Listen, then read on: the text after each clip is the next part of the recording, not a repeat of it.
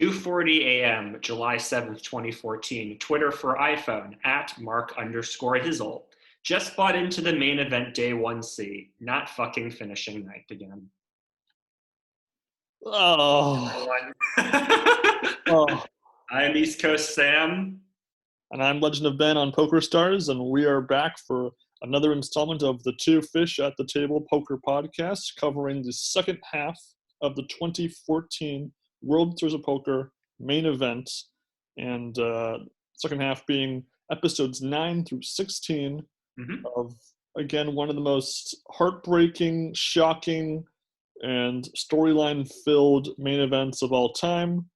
Last time we were both very high on the quality of poker television on display, particularly after a couple of lackluster sections of episodes before. We thought that there was a lot of key changes in the style of episodes by Maury Iskandari's production company to really improve the quality of television. Here we are watching the payoff of the build-up with the main events running down its final few players.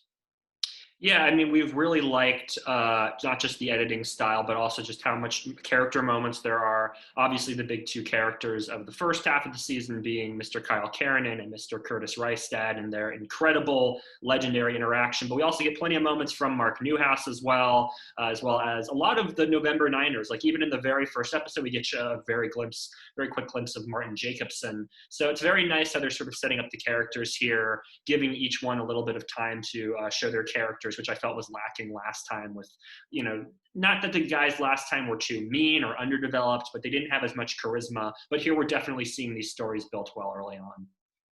I mostly agree with you. I don't think that, a lot of the final 9 do get a few cameo appearances here and there. Stevenson and Politano with Philavia on table 1 and on day 4, for example. I don't think that it's a particularly balanced edit for the 9, though. We'll go into how that breaks down. Two of the recurring bits this main event were the Side Action Championship and the First Timers, and luckily a couple First Timers make a really deep run, which allows them to, appear in a great sort of flow from how they began the tournament to how they finish the tournament. But I think let's just jump right in because it'll be sort of as we go along. Episode 9 is part 3 of day 6 with 43 players left. And we talked about the first half of day 6 on the last time, and they were really burning through a lot of players very quickly. But the second half of day 6 is a little interesting because it's actually a much slower pace of eliminations. Right. And that play out in another sort of mini sort of C-D plot storyline for the whole main event.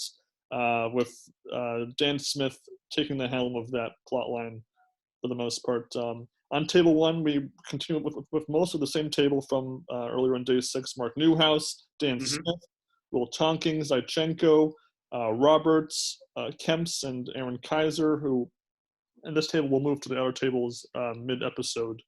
But we get a lot of it's sort of a Dan Smith spotlight episode.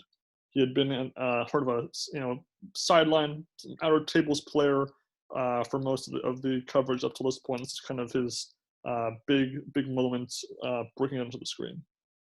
Yeah, he's a very interesting character in terms of how he's described in the narrative. Like, we get an interesting segment about him hanging out in Toronto with his childhood friends, and they're playing Frisbee in the street, and Smith is really competitive about it. He's, like, slamming down his friends' Frisbees and, like, celebrating after he wins. And obviously at the poker table, he's a very talented player. We see him mixing it up with bluffs. We see him mixing up with all sorts of hands, 9-5, ace-queen, all sorts of stuff. It's just very interesting that, he is this very skilled player, but he's also very, very competitive, not quite mean, but a little snippy in certain locations. He comments about how he has no sense of time, and he gets into arguments with people about how long people have been tanking for. Very interesting sort of have this character come in and not only just come in, but get a highlight and have so much attention dedicated to him. We get a kind of, as part of this Dan Smith show, we get him kind of being a rule shark of sorts. He's kind of asking his opponents to put their big chips out in front, so with the tournament director kind of standing over him.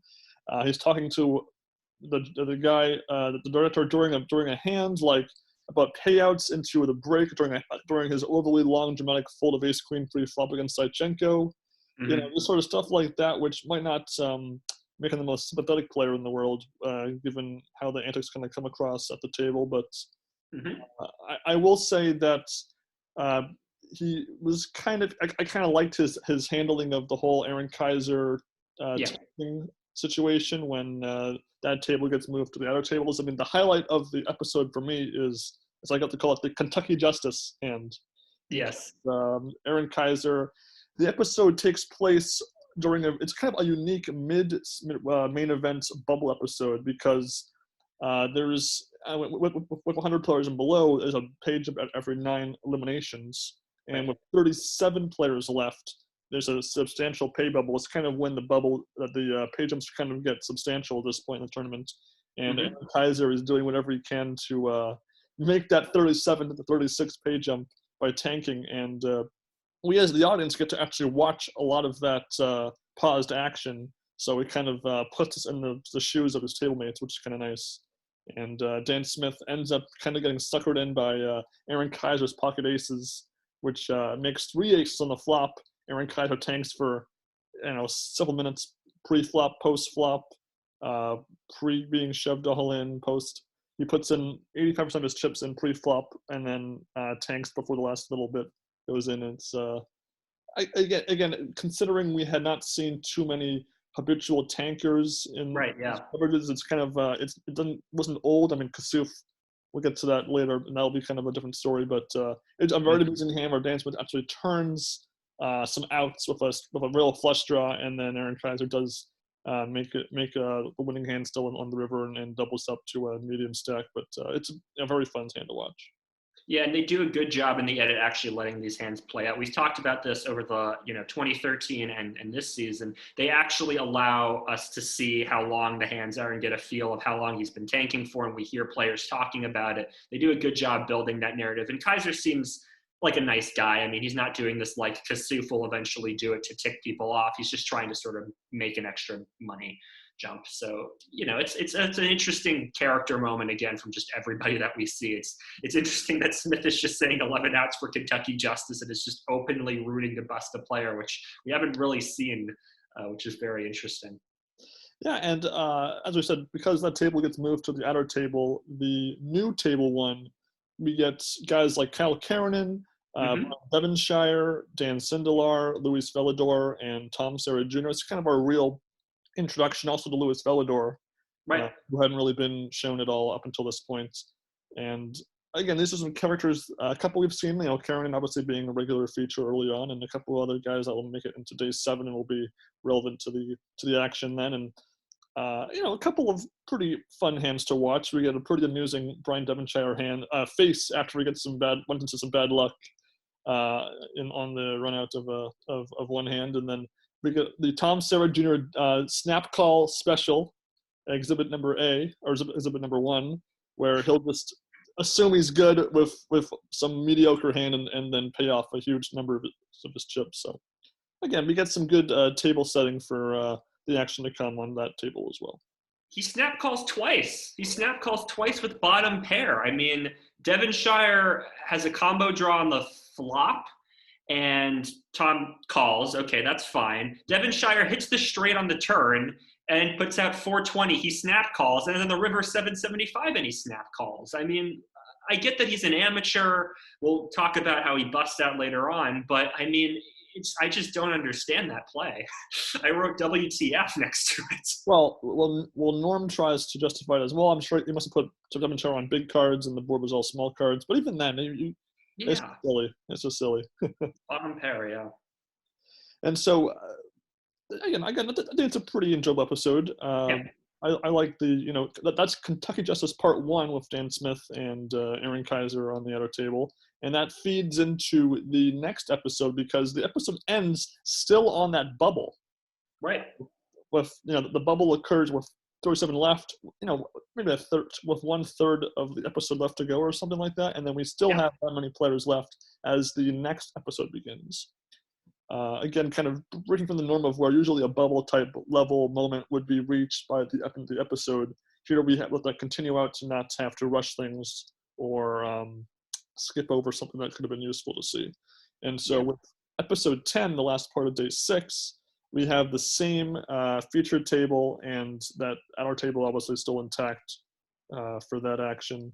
And with table 1, Tom Sarah Jr. is kind of running the show in the first half of the episode, and then it kind of shifts to being the Matt Haugen show.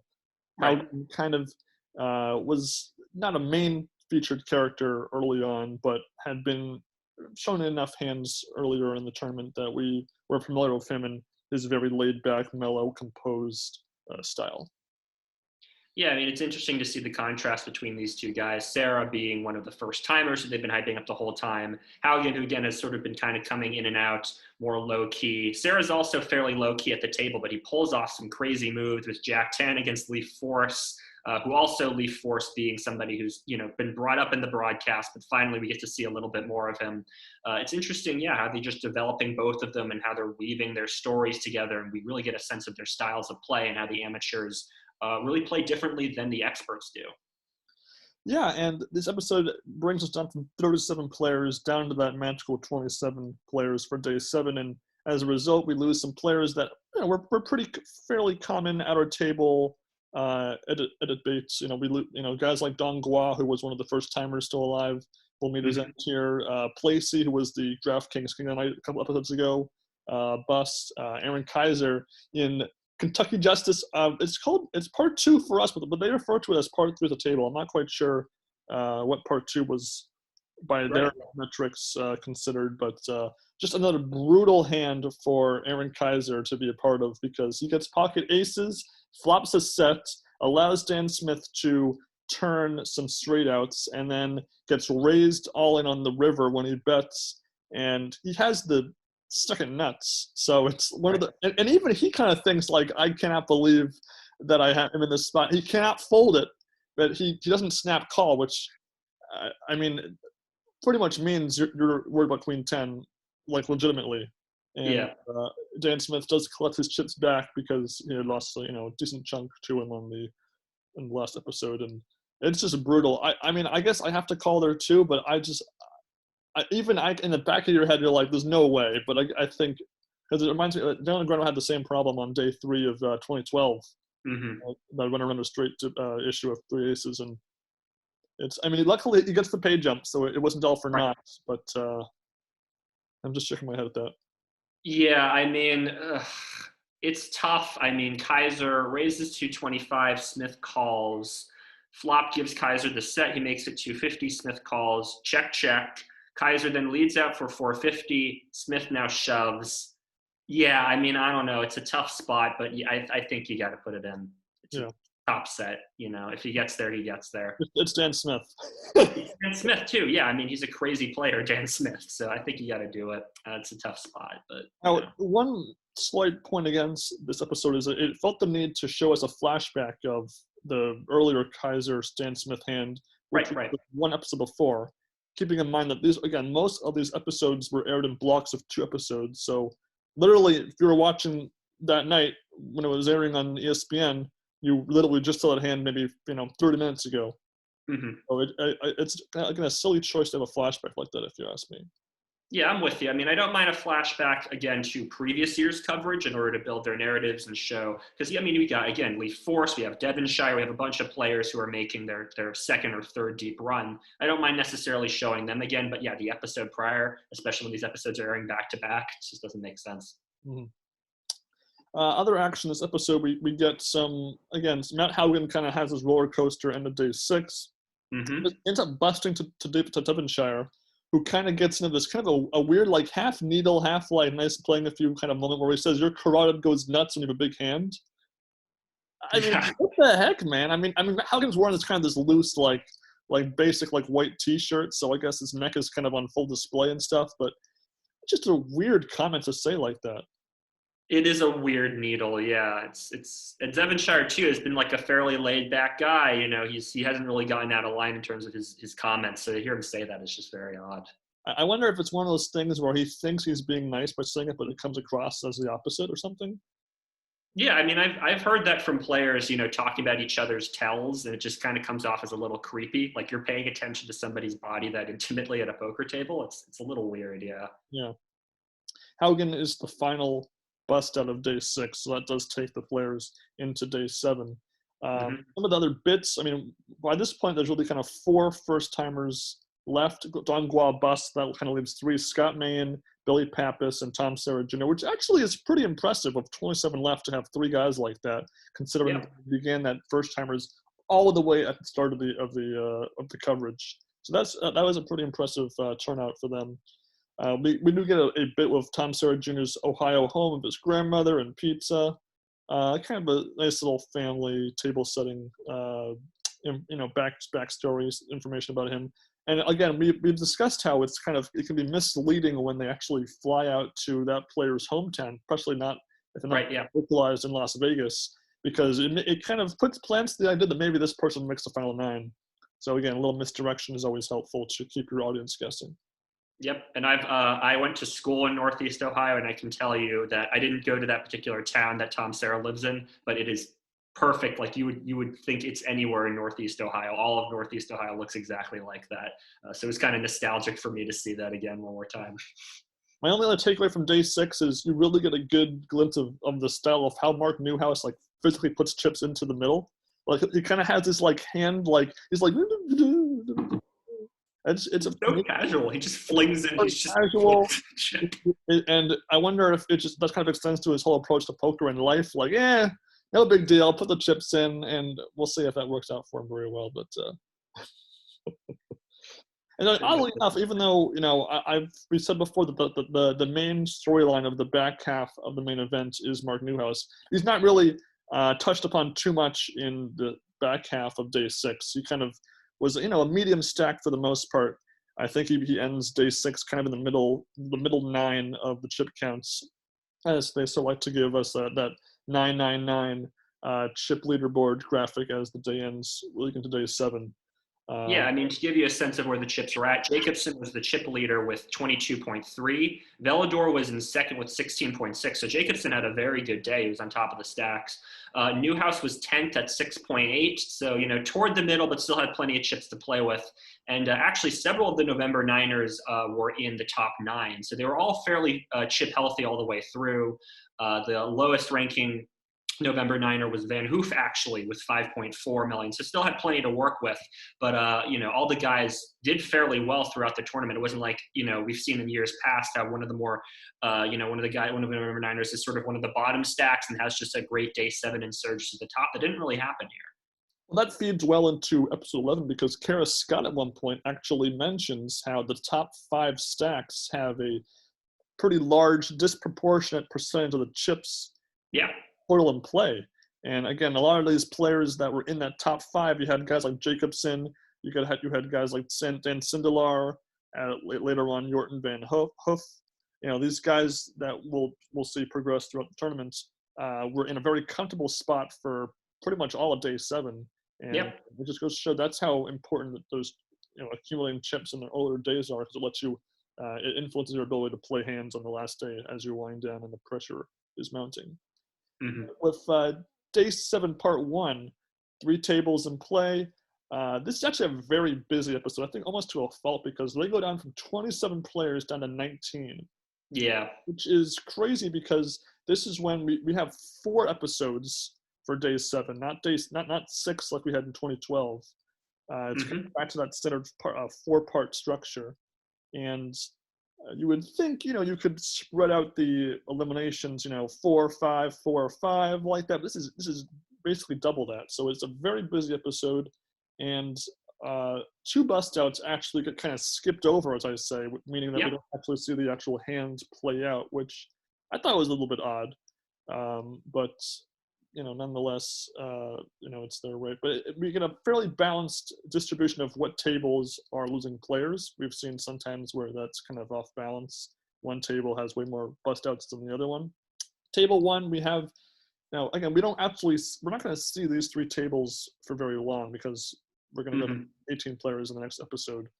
And I don't know. I think this episode kind of struggles to really focus on any major thing. I mean, there's really one kind of major highlight for me, which was as I call it, the Dan Smith cross-examination hand versus Jordan Van Hoof towards the episode's end, where he's basically interrogating Van Hoof about how many chips he's got, how many stacks of green, etc., before they end up going to a very crazy flip.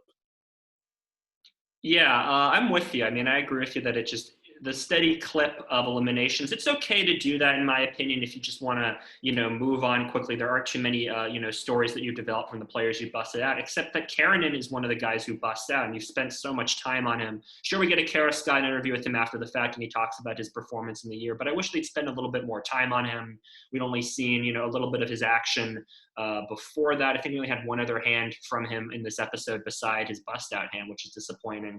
Again, maybe, he just didn't have a lot of action before he busted, but I would have liked to have spent a little bit more time on him. Also, Devin Shire's glossed over fairly quickly. He also busted in this episode. Yeah, I mean, again, it's okay to just kind of move on to the more substantial moments, but it's also okay to just take a moment to pause, let things play out a little bit. We do have a nice little segment about Stevenson going to see Manchester United play, so it's good that we have his character a little bit. I like those moments when the episode can slow down, and that to me was the highlight of the episode, was hearing that character from him. Some of the characters we actually lose in this episode are actually pretty substantial. I mean, we lose Dan Smith, we lose Devin Shire, we lose Karanen, we lose Lee Force.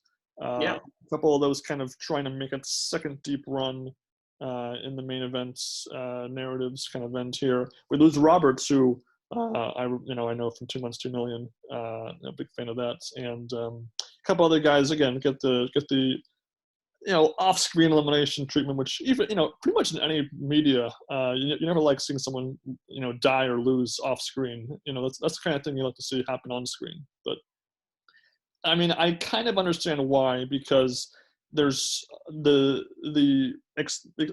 give us 3 episodes afterwards to expand upon the action as we hit, trying to hit that can Newhouse repeat storyline.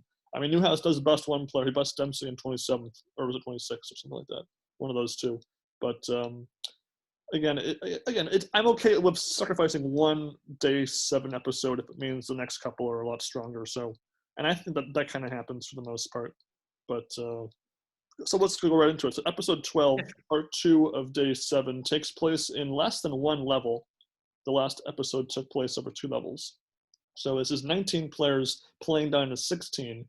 So the odd part is I'm not really sure why they didn't just go to the final 18 in this episode. It just seems kind of silly to give us like 5 minutes of 19 players left and then show a bust out and then change it up. I don't know why they didn't just reconfigure it like in kind of the olden style where they would play down to a whole, table break exchange before continuing action. But hey, whatever.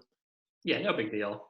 So we get 2 tables left, and this again is important because we're going to stay with these 2 tables for the next 2.5 episodes. Right. So I made a list of who was at what table, and I think it's pretty important because it will affect who is playing against who, the history, and the back and forth that these players will be going through. I think the biggest table pairing here really is Stevenson being at table 1.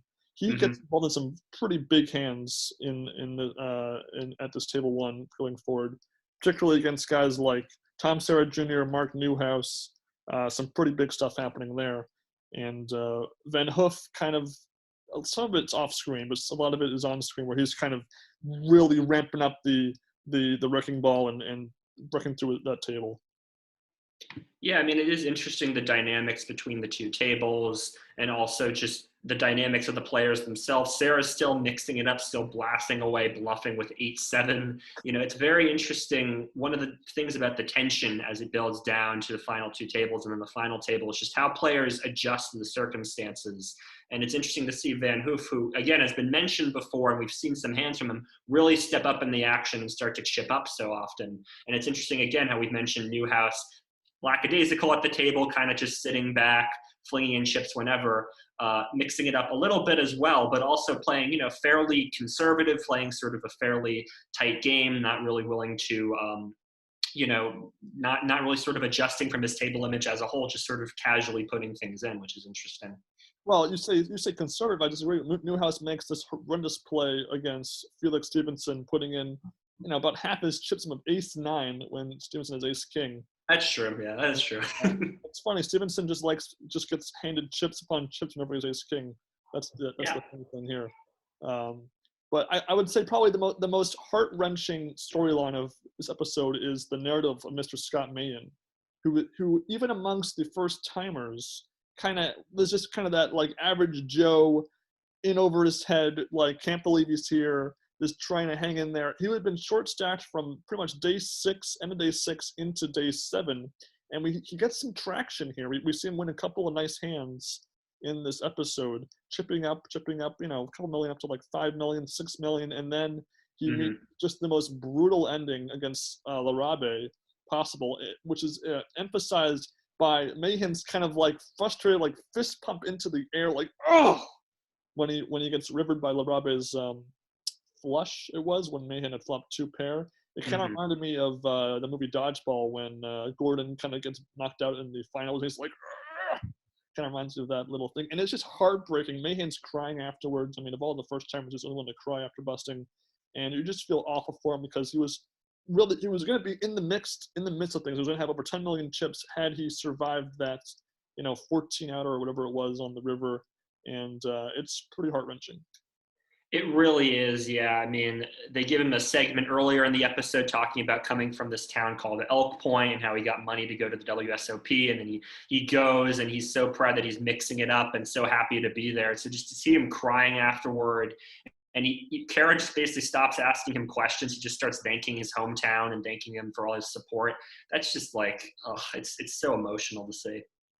Yeah, it's pretty heart-wrenching, and again, he made the final 18, which again very impressive considering he was kind of hanging around there with very few chips for a while. The other and one little bust out here is Zaichenko is zunk by his aces against Van Hoof. It's just one of those times where aces, you either win a small pot or lose a big pot. That's just the curse of the aces. That's true. Again, it's a slower episode because we see fewer eliminations. We get some time to watch the people that bust out kind of, particularly Mahan, kind of win chips, and then it makes his bust all the more heart-wrenching when he was, playing pretty good and surviving the action at that table. We do see one of the final parts of the side action championship. Yep. With Helmuth pulling out the most genius move possible with the game is tossing cards into a hat, and Helmuth is last to go, so he unveils this genius strategy of just changing up how he's throwing the cards. He kind of does it like vertically, not horizontally, and the guys give him a hard time, but it works, and he wins the event. So it's pretty funny to watch them be like, oh, he's like playing basketball, underhanded, tossing the ball into the basket. I thought it was pretty funny. Yeah, he bounces the cards off the felt, so they bounce into the hat, which I would do that. That's genius. I just toss the whole deck at the hat and hope that it all goes in. I wouldn't even bother with that whole nonsense. They got 15 seconds to fling cards, and I wonder if you couldn't just toss cards like the whole deck at once. If they could, then that probably would have just done that. But you just ball each card up and then you throw it in. Yeah. And so this brings us into the second half of day 7. Mm-hmm. The blinds, again, gradually increasing. That last episode was, again, less than 1 level because we begin the same level, 100K, 200K, into the next level. 16 players going down to 14. And, again, for the most part, we've seen pretty much all these players alive, except for a couple of important ones. Like, it's kind of funny that of the final 16, I would say we've seen 13 out of 16. Yeah. And the 3 of them that are going to bust out are all bust out pretty much consecutively. And, again, we don't know them at all. I was surprised that they showed a little bit of Oscar Kemps because he was just kind of a nothing burger up until this point. And I had forgotten he was even, highlighted in any memorable way when I was rewatching this the second time. But, yeah, I mean, it's weird they gave him a segment where he's talking about fashion. Yeah. Why? So, again, we only have 2 bust outs in this episode. Mm-hmm. The first one being Eddie Sabbat, who does the classic, oh, I almost folded bit when he gets raised all in on the river with an inferior flush to Van Hoof. Again, Van Hoof just kind of being the wrecking ball during this section of day 7, accumulating a lot of chips. There is some pretty awesome action on table one, actually. Even though it doesn't involve really many eliminations, we get a 10-minute long hand in real life in this crazy raising show between Felix Stevenson and Bruno Politano with some pretty mediocre cards. We get Queen 8 against Ace 5, and the funny thing is this is towards the end of the tournament when the orange 5K chips are in play, so the actual like raises are just really awkward, weird like numbers. So it's just hilarious. They're just putting in these random chip denominations on these raises. It's just really funny. It is weird, yeah. I mean, Politano makes it 455. Stevenson then makes it 1.125. Politano makes it 2.38. Then Stevenson makes it 3.635, and then Politano ends it with 5.75, which is just weird. And even Lon is like, now a re-raise to 5.465 million. Like it's like a mouthful to even just say the raise total for Lon. It's pretty funny stuff. Yeah, it's very strange. We get the start of what will be kind of a Newhouse Politano rivalry with them trying to outplay the other ones. Again, just the start of that sort of that'll be more relevant in the next episode.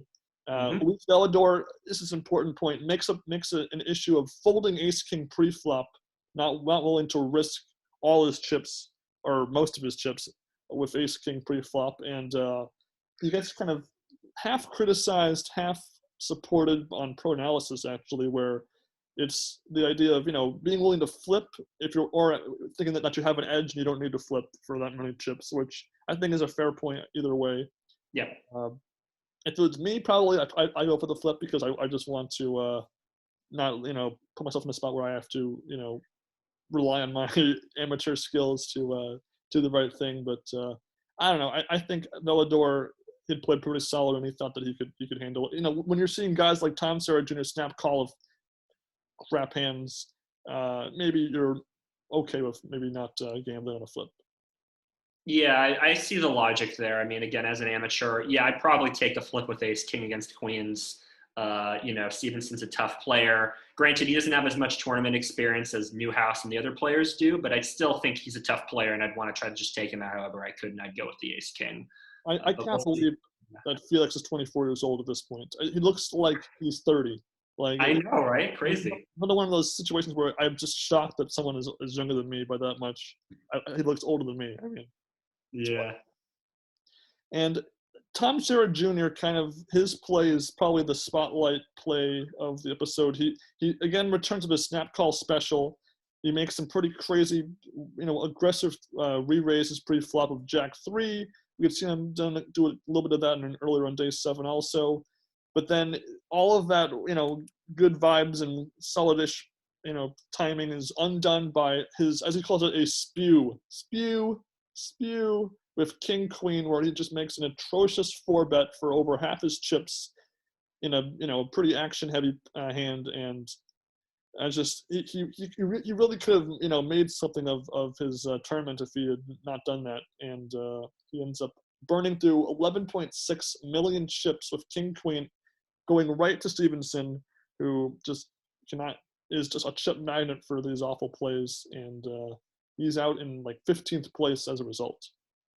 Yeah, I mean, I'm just shaking my head all through your description of it because I just don't get it with King Queen. I mean, I understand you're an amateur, but what's your read on Stevenson? What's your read on the other players in the hand? Do you really think you're up against something like pocket sixes and you're flipping? Why do you want to flip there?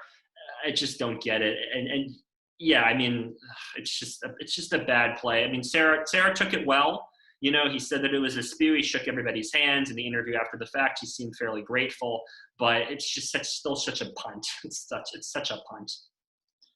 I mean, it's bad, but you have to wonder if maybe it was an overconfidence thing. He had made a couple successful re-raises with 7 deuce and Jack 3, and so you think, okay, King Queen feels like aces when you are, three-betting those hands earlier in the day. So it's odd, and again, also the sizing of the 4-bet is pretty suspect too. I mean, it's 4-bets don't need to be for 2/3 of your chips like that. I mean, that's just ridiculous. Yeah, yeah, I don't know what else to say. I'm speechless almost by the play. I'm just shaking my head. And thus with that bust out, that leaves Billy Pappas as the last first timer in the field. Yeah. He actually is a pretty quiet day 7. He's not. Yep. He has, he ended day 6 on with a lot of chips. He has a very unique kind of chip stack appearance. He kind of likes to have 2 like big stacks of lavender, and then instead of stacks of 20 or whatever, and he just kind of has this a couple small chips that he kind of riffles with, alongside those giant stacks. But Pappas, again, he's known as the foosball champion, trying to become a 2-game champion, which would be pretty impressive if he could have pulled that off. Yeah. And again, as we dwindle down the first timers, we have the last first timer standing in Pappas. So again, kind of cool to see someone like that still be alive with 14 players left in the main event with a solid stack and not doing anything too crazy. Yep, absolutely. The Side Action Championship Part 8 concludes a little bit of a whimper, honestly. The last game, it's the missing card game where they will fan out a ton of cards and you got to point out what the missing card is, and Phil Locke takes it, but again, not the craziest of conclusions for the championship. Although it ends in kind of a punishment for last place where Robert has to walk around the room in a onesie. Again, it didn't really work for me. I don't think it was goofy enough of a punishment for it to really work. Yeah, my favorite part of that segment was he's walking by in the onesie and he walks by Phil Ivey's table, and the editor adds in an arrow to point out that Phil Ivey's at the table, and Ivey's not even looking at him. Like, he's just entranced in his hand, not even looking JRB's direction. That was the funniest part. It seemed like they were doing the Side Action Championship during a tournament that was running high. I wonder if it was the main event because none of these 4 made a deep run and Ivey was alive by this point. I assume maybe like day 3, the main event or something. I don't know. It's a little bit odd. I don't think we mentioned it, but probably my favorite part of the Side Action Championship was when they did counting the chips in the middle, and then Phil Hellmuth had written down like 10 million and then just ignored it and did a much smaller number instead. And then Mattisau, look, he wrote down 10 million and he guesses 2.6. That's probably my favorite part of that. I think my favorite part is just when Mike Mattisau fell over. Fair enough. Anyway, so we head into the final part of day 14, and with 14 left, so that leaves us with 5 eliminations for the episode, which I think actually, a little high on the when you're trying to really capture the tension, especially when half the episode, about half the episode is the final 10 downward. So we get a pretty rushed view of the last few bust outs, right, as we approach the final 10, and. Kind of uninterestingly, the 13th through 11th place finishers were all just kind of these short stacks that were the short stacks when this episode began. So they just kind of go out 1, 2, 3. And again, these are the guys we had seen pretty much nothing of. So guys like McCorkle, Senft, Kemps, and Graves, again, I'm surprised they got that far and they didn't feel the need to actually show us anything from them. Yeah, I mean, it's definitely disappointing. Would have liked to have seen what these guys were made of. Wasn't Graves also an amateur too? Yeah. I'm surprised they didn't mention that at all. They got 12th place.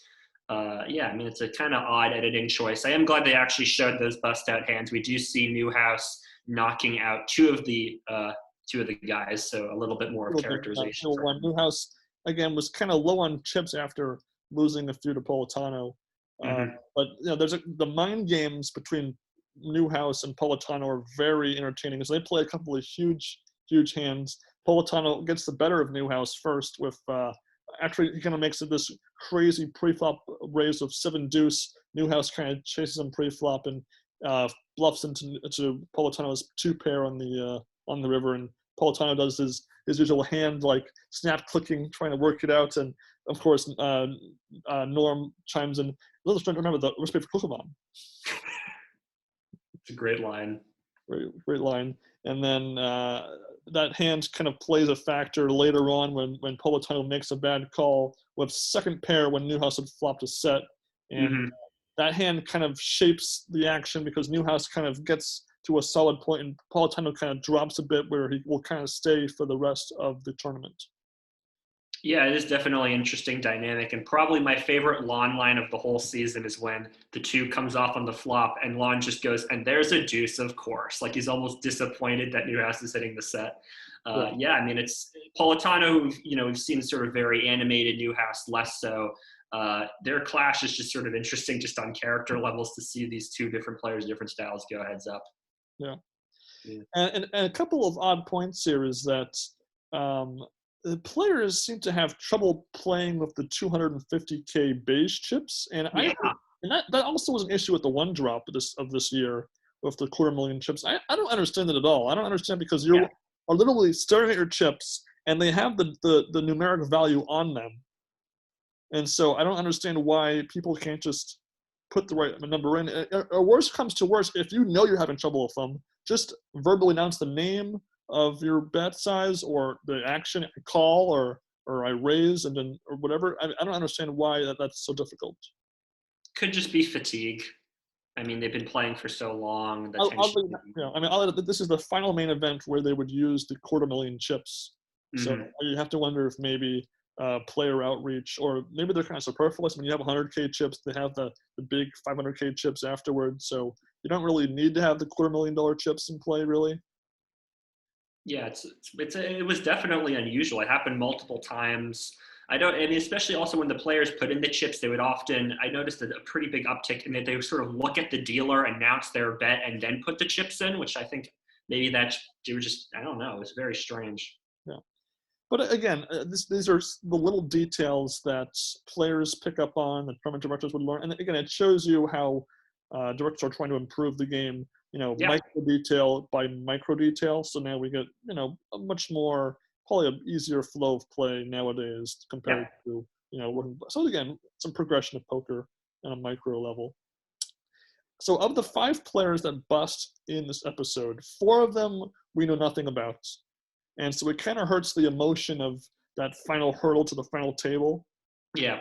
But at the very least, the last bust out is, arguably the best one, because it's that last one before the final 9, and it's the guy we know the best, so that worked out. But the final table bubble, the final 10 playing down a 9, actually takes place over the entire back half of the episode. So we get a little bit more time for the drama to kind of sink in, and a couple of players kind of have some pretty big chip fluctuations during that time span. The actual play lasted 23 hands, which is really? Which is, I feel like, kind of middle of the road. We've seen some pretty long bubbles and some pretty short ones.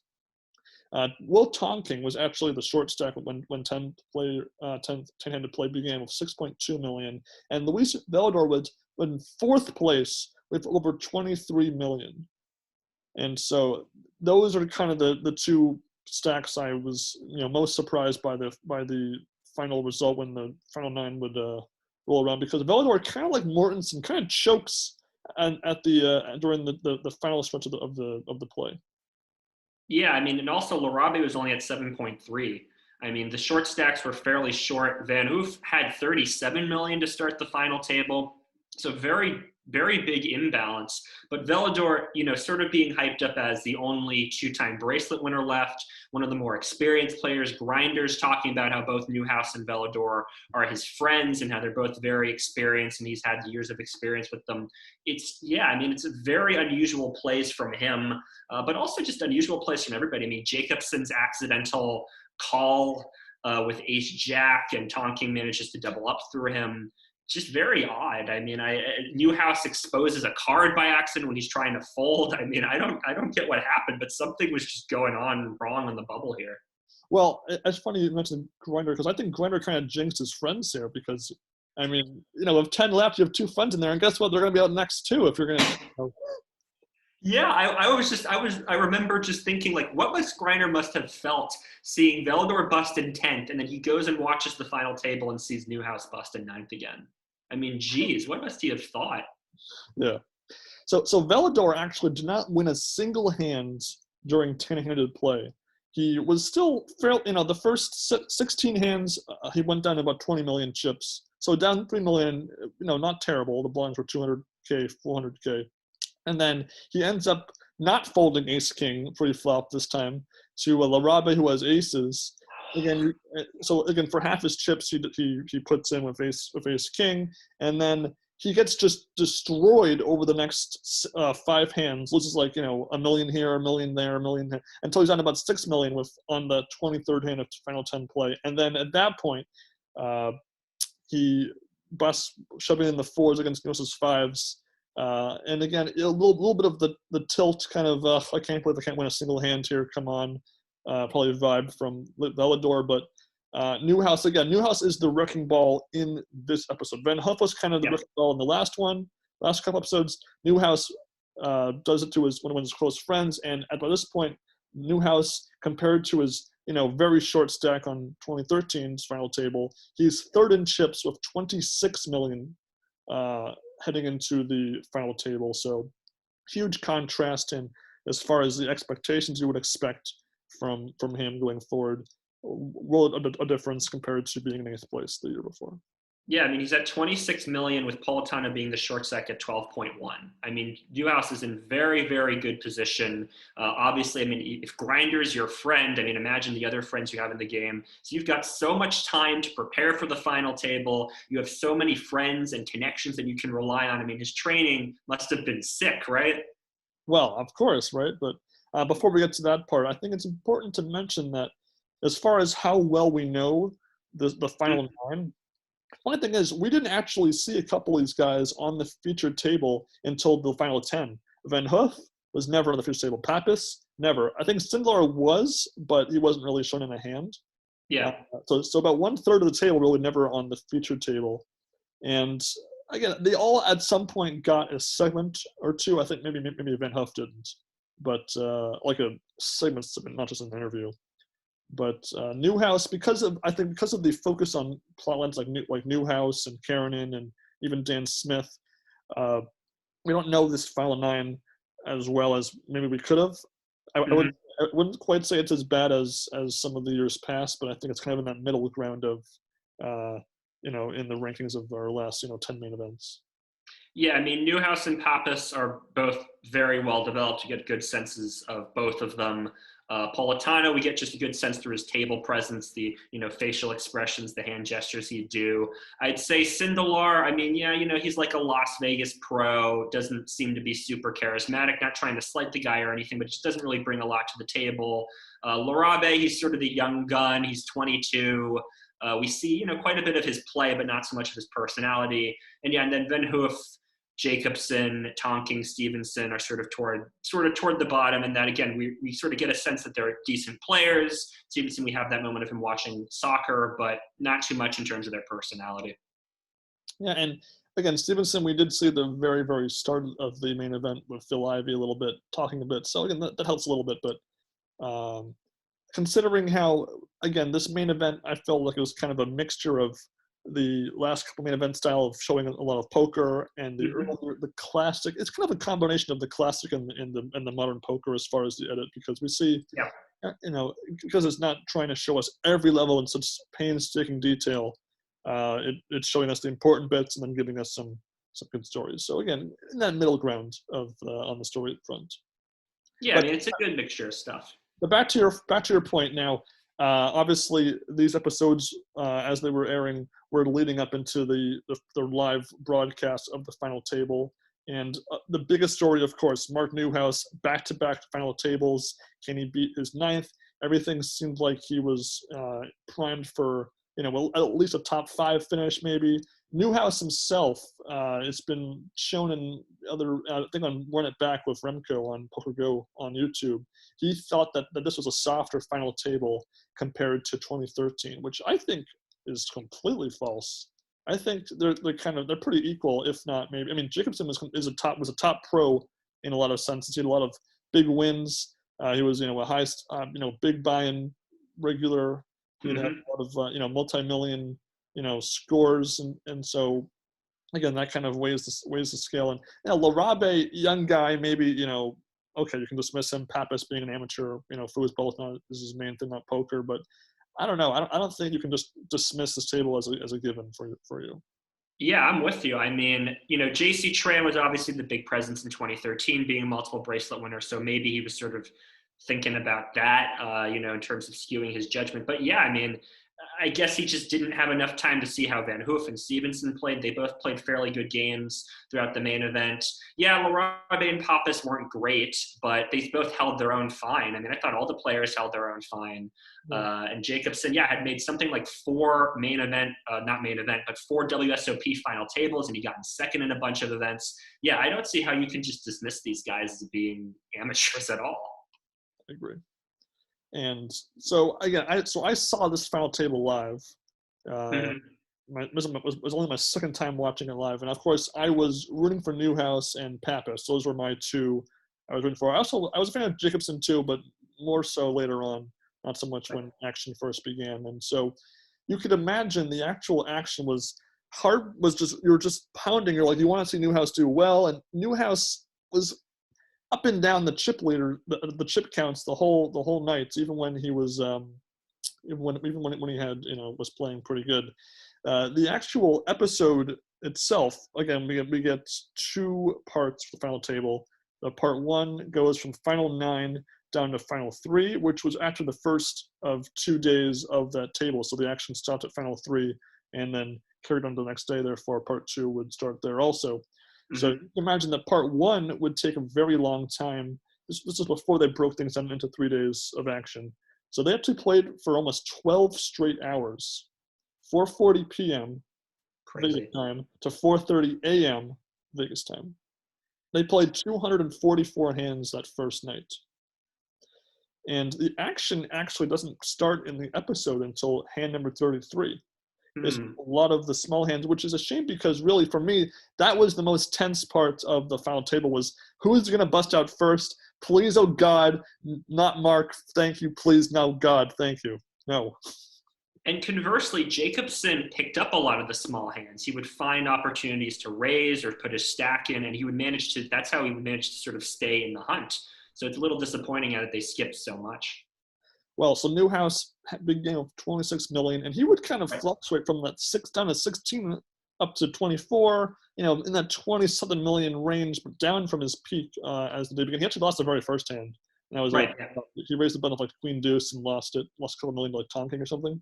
That was stuff. And so, but focusing more on the episode itself to start off with. So the narrative, there's really kind of 3 major narratives in this entitled final table. 1 is Larabe plays bad. 2 is Van Hoof's rise and fall. And 3 is Newhouse. Not in that order. But so Larabe gets a pretty harsh edit. We see him make some questionable plays. So he folds straight to Van Hoof, which I don't think is as terrible a fold as it might appear at certain facets because you're trying not to be the first one out. And Van Hoof could have a queen for all you know, but what's more WTF is the checking back a set on the river against Newhouse. That is far more egregious than anything else, if you ask me. I love Newhouse's face after that, after he shows the cards. Like he's not angry, he's just like, okay. Cool. It's a very interesting moment. I was right. This table stinks. And then a hand that's not shown on screen, but happened in between this hand and the next hand, was Newhouse taking a big pot from Stevenson. Yep. This is actually shown in a favorite YouTube video of mine by In Magazine on YouTube, where Newhouse makes a flush and wins, about 5 million from Stevenson, and then this is about 3 hours, 4 hours into the action. So again, everyone's really like locked in. Newhouse, okay, 24 million, he's doing good. And then 18 minutes later, from that upswing for Newhouse, he into hand number 56. Newhouse picks up a couple of 10s, and so good. It's good, right? A couple of 10s, and then tell me what you think about the hand, Nick, Sam.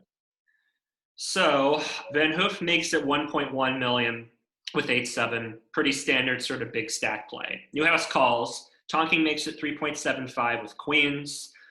Newhouse calls the raise. Totally fine play. I would make the same play, I think. Flop comes out Jack 4 deuce. Tonking makes it 3.5. Newhouse calls, again standard. The turn pairs the 4. So Newhouse leads out this time after Tonking checks. Move 4.5, and then Tonking calls. And then finally, the river gives us a jack. So the board is Jack 4 deuce. Tonking checks, and Newhouse elects to shove. And what we see in the coverage is that Tonking calls after like 10 seconds. In reality, Tonking took about 2 minutes. And then afterward, Tonking mentions, they show this little clip as he goes over to his rail. I would have snapped if it weren't the main event, which is, I don't know how much of that is bluster. I don't know how much of that is genuine. I don't think he would be lying in that spot. But yeah, I mean, Newhouse shoves, tries to keep it together. Tonking makes the call, struggles to turn over his cards, but shows the queens, and Newhouse is shoved out the door. And it's just like I would just check back and see if my 10s are good. I have a bit of showdown value, whatever. He's called you on 2 streets now. He's like, Newhouse later said that he put him on queens.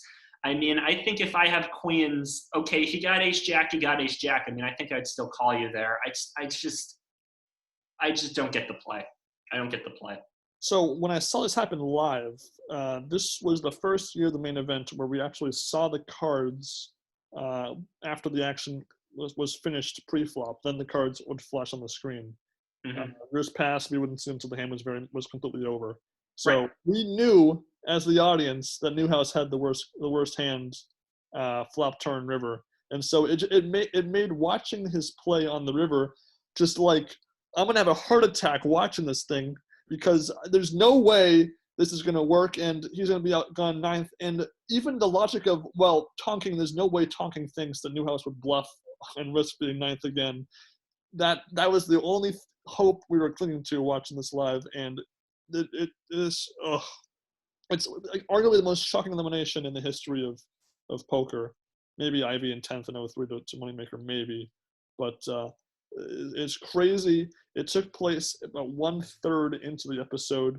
This is at 8 o'clock real time, about 3.5 hours into the action, watching the live stream. And it's a horrible play, I think. I don't think you should be calling pre-flop, actually. I think it's a fold, because I think Tonking's not going to be messing around against Von Huff, who was the chip leader.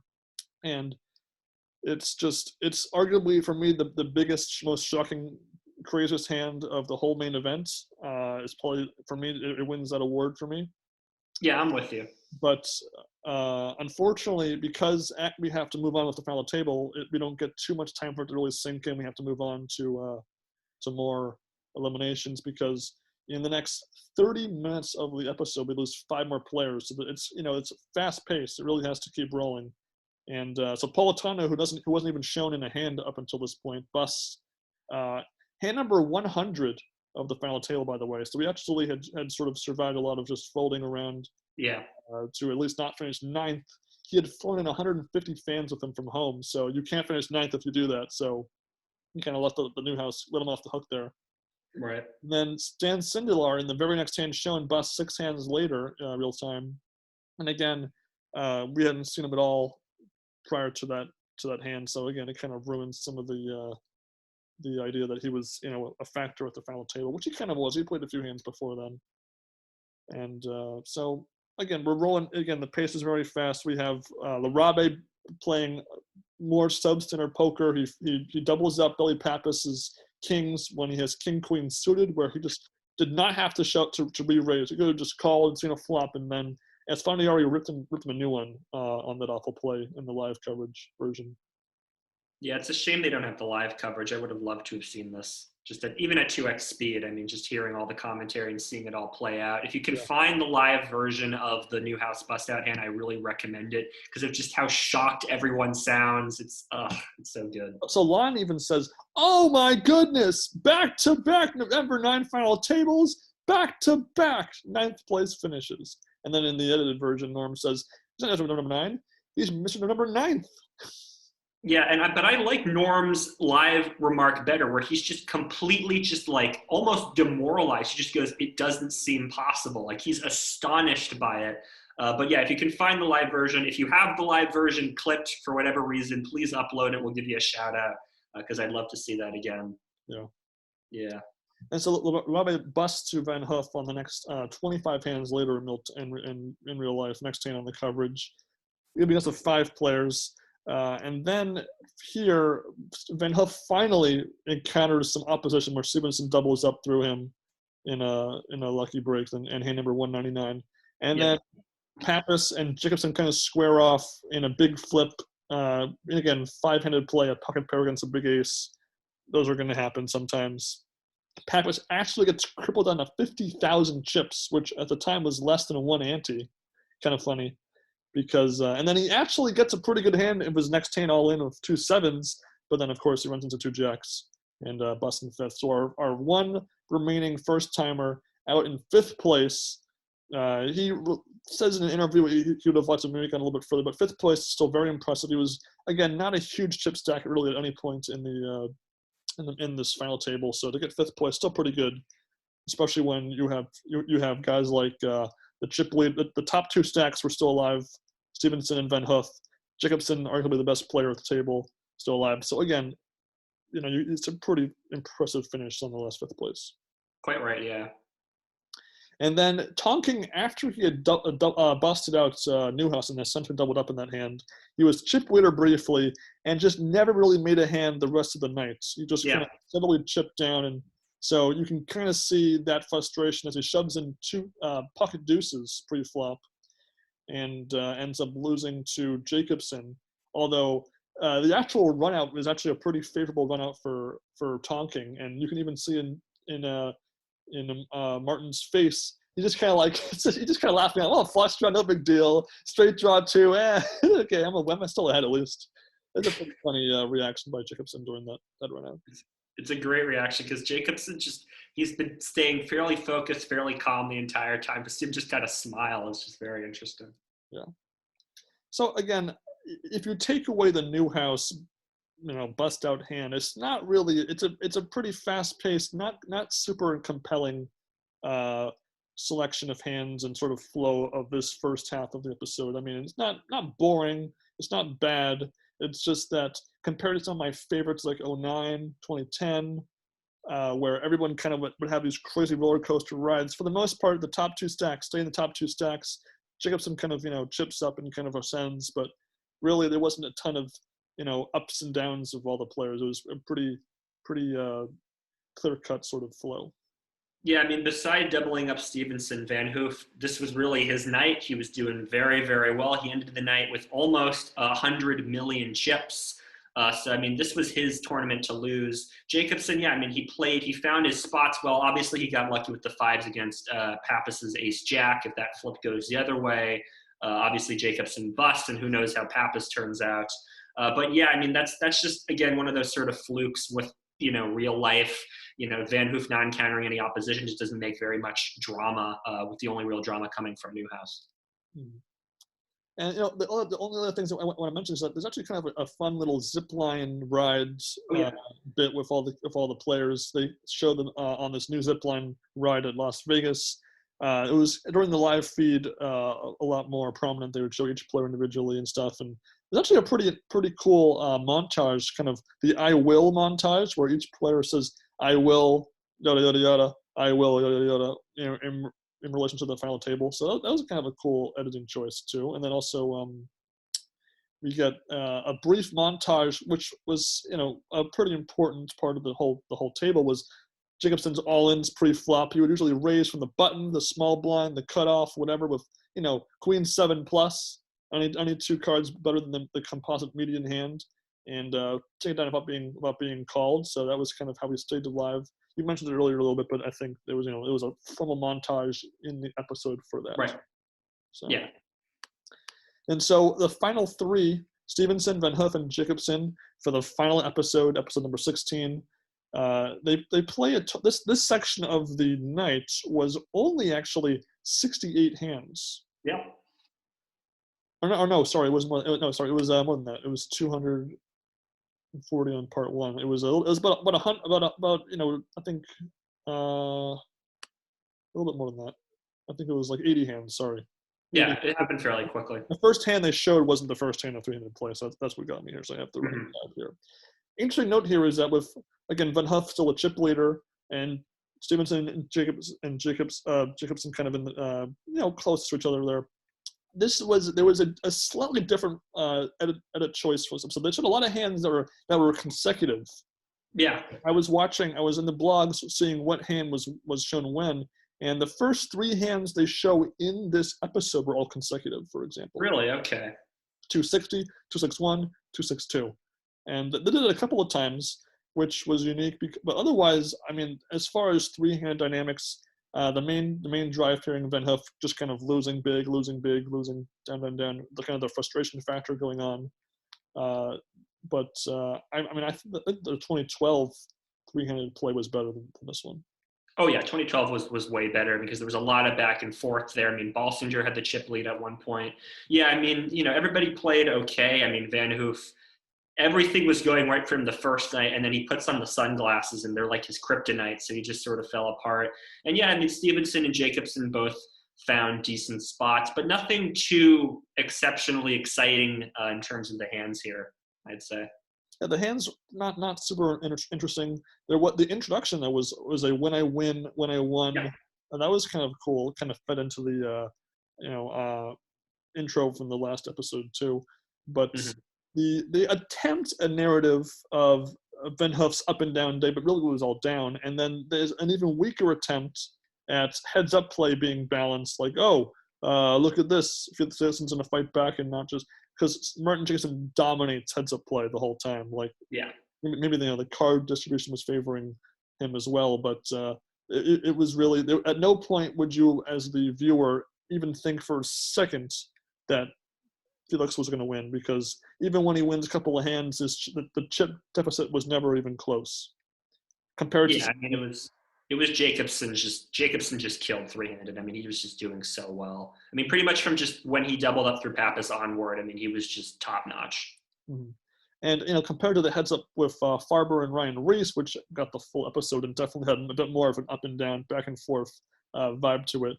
Definitely, the Jacobson controls that. It was only for 16 minutes of the episode, the heads up portion, and so that probably the one takeaway I found amusing was when the final hand number 320 of the final table, Felix and Stevenson all in of ace 9 against 10s. He runs over to his rail, and Seaver's like trying to like hype him up and like coach him. Okay, after you win this, you're gonna do this. He's like moving his hands around. He's like getting a little animated, and then all of a sudden the flop comes to 10, and it doesn't matter because it's pretty much over at that point. Yeah, but the dealer still takes like 30 seconds to put out the turn card, and it's a king. I mean, it's over. It's very strange. Yeah. So again, I mean, I'm not saying all the hands in this episode are mediocre. There was one of the hands actually was put on Poker Go's YouTube account.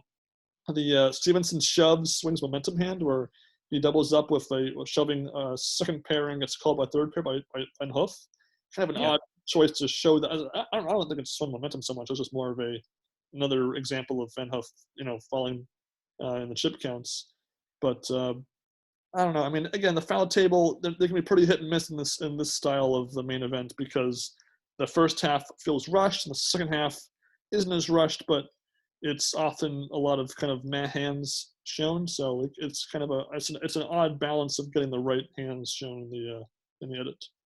Yeah, I'm with you. I mean, I was looking forward to this final table because often it's mentioned Jacobson played the best final table of any main event winner. And definitely from what we've seen, he's a very talented player, and he did very well finding his spots here with his all-ins. And as I mentioned, I think, 5-handed onward, he just did great in terms of his poker playing. But I mean, just nothing too exciting beside Newhouse busting. The segments that we're sort of see here, we get a little bit more characterization. It's interesting to hear Kara Scott talk about how Jacobson prepared, that he would prepared heads up, he prepared 6-max, he prepared 9-max, he did cash games, he did tournaments. I saw a short documentary about him where he had his friends essentially role play as different players at the table. You be Newhouse, you be Politano, and sort of just run sims and emulate it. I mean, he paid his dues. I mean, he put a lot of effort into preparing for this. He definitely deserved the win. But I really wish the episodes had a little bit more of a focus. The Newhouse misdirection works. Like at the start of the first episode, they show Newhouse on the zip line, and they're kind of hyping him up. He's the first player introduced. And that sort of works as misdirection, but I also just think it throws the episodes off a little. Well, we've seen past edits of the final table where the first bust out doesn't occur until very late into that first hour. Right. Mm-hmm. Or at the very least, maybe the first half of the whole thing is only the first couple of bust outs. And I think they could have rearranged it, because I get the whole part 2 of the final table was the final 3 onward. I get that, and I understand why you have a division there. But I think Newhouse, the build up to Newhouse's bust out should have been the majority of the first part, and then because that way you also get a chance to see all 9 players in one hand at some point, because they could have shown a Politano hand here or Sindelar hand there, etc. That way everyone feels like they were there, and then you might have to cut out a couple of the hands afterwards, particularly the final 3 and final 2 play. But at least then you're really giving the right focus to the Newhouse storyline and giving a bit more of a balanced edit to the other 8 players before you get to the ending. I think that was a mistake by the editors. Yeah, I mean, that's a good idea. I like that, spending a lot of time building up Newhouse's bust out and giving each player a hand. I like that a lot.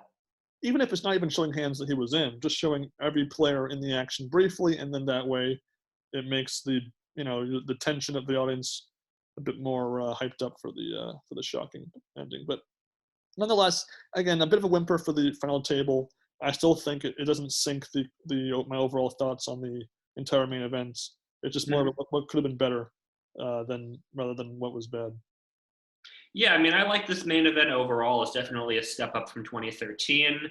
The side action championship, that all worked for me. I think that was a good sort of side segment. We kind of talked about the characterization, mixed bag there, but, better than I'd say it was the previous year. I'd say overall, like maybe this is a B plus for me in terms of if I had to give it a letter grade.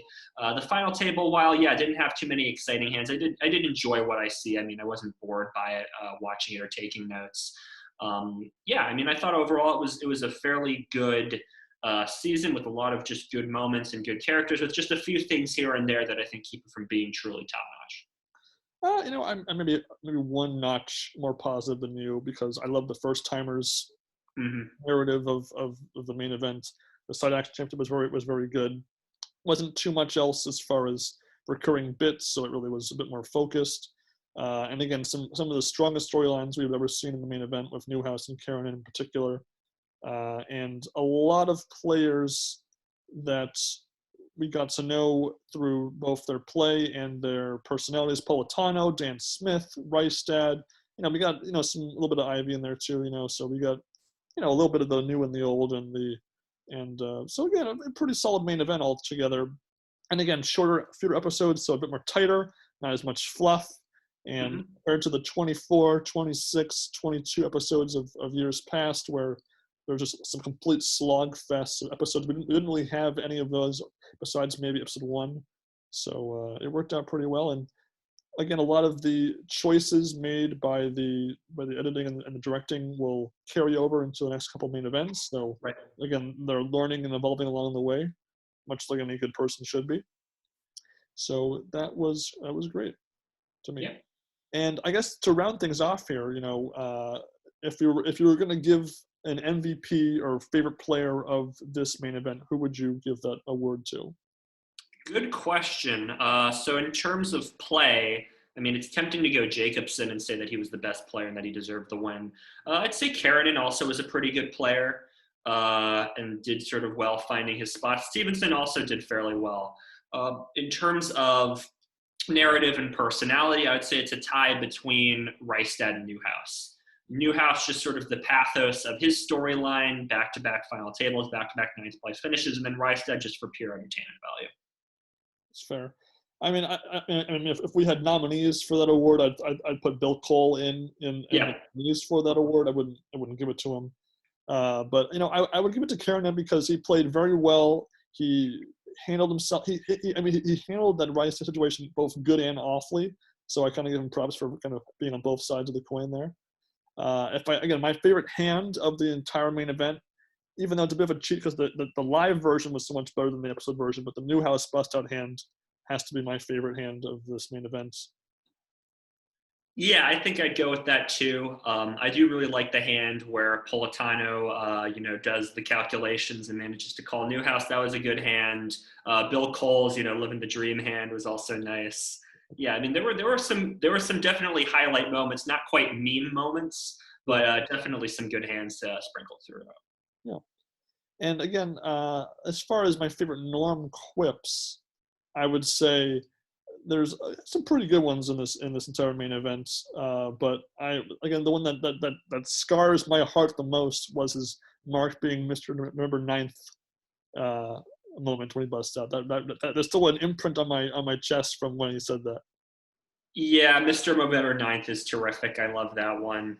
Yeah, I think I don't even think there's a clear second place. That one's just so far in the lead. Oh God! I mean, the Kara Scott interview afterward with Newhouse, where he's just rocking back and forth, and he talked about going back to normal with his life. Oh my God! Well, speaking of the Newhouse rocking back and forth, I think we have to bring up. There is again, we mentioned before. There's a 2-part YouTube series called All In with Mark Newhouse by In Magazine, that was sort of documenting his presence at the final table, his backstory, the build-up to actually playing that night. There's one part for 2013 and one part for 2014. The first part goes into his poker origins and how he won big at the Borgata. He hit a multi, like $2 million score or something, right, at the Borgata. I think it was 1.5, something like that. Like a 1.5 million score, and he lost it all, and then trying to come back from being broke and stuff. And then, of course, he was in not the best spot in 2013, 8th place chips, and he ends up busting a flip to Ryan Reese. And then, but really, the real highlight here is the part 2 of that YouTube series. Yeah, I mean, I like part 1 a lot. It sort of just goes into, he seems like a fairly chill guy. He talks about how he's had some drinking problems, how he sort of got, his score in 2013 got him out of his depth. And we see him, sort of 10-handed in 2014, and they're hyping it up, and he's outside smoking cigarettes with his buddies Chino Reem and all these other players. And there's like just cigarette butts just littered across this parking lot. And yeah, I mean, it's a very sort of interesting part 1, just hearing him sort of break things down and talk about his life. But yeah, part 2 is definitely the highlight.